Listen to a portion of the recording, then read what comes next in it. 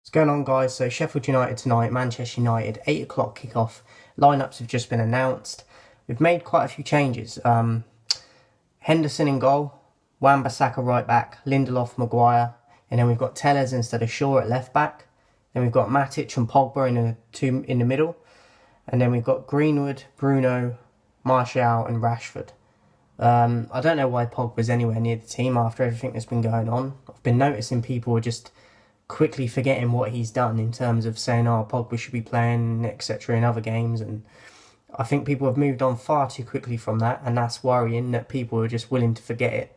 Like, I understand if the management and that are just going to play him, but as fans, I don't think we should be just accepting that. So I think it's made easier for him that there's no fans in the grounds at the moment as well. I wouldn't have him anywhere near the team, regardless of how he performs on the pitch, because it sets morals and standards that the club should be setting. So that does annoy me. Van der Beek, no start again. I'm glad McTominay's not starting though. That is refreshing to see. I would have started Mata though for probably Rashford if you're not going to rest Greenwood and Rashford. Matic I'm glad to see because he hasn't played for a bit.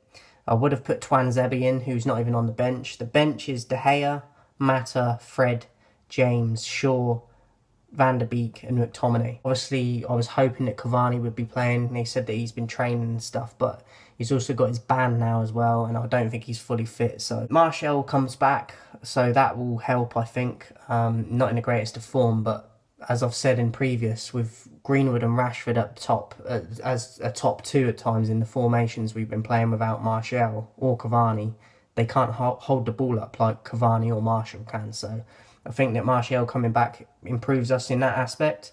Bruno, I put Bruno to start, but I could understand if he got rested tonight. I don't think he'll play the whole 90 minutes. But I'm shocked that, well, I'm not shocked, but I thought that this was more than likely that Donny would start tonight because who it's against and the fact he's hardly played. And Ollie's still not going with him, so I just feel sorry for the lad, I really do.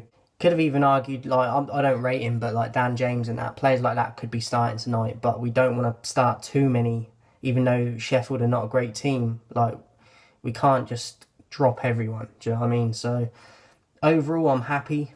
I'll be interested to see how Telles does tonight again. I think they'll probably bring Shaw on at some point, and they usually bring him on for Telles if Telles starts. Looks like we're going with 4 at the back, and it's good that we're not going with 5, because, look, Sheffield aren't filled with goals, but this season's been crazy, so I'm not going to try and predict everything all the time in terms of saying they can't do this and they can't do that, because this season has proved that any team can do anything. I'm not convinced we're going to go away with this game and run away with it. That's why I've gone 1-0.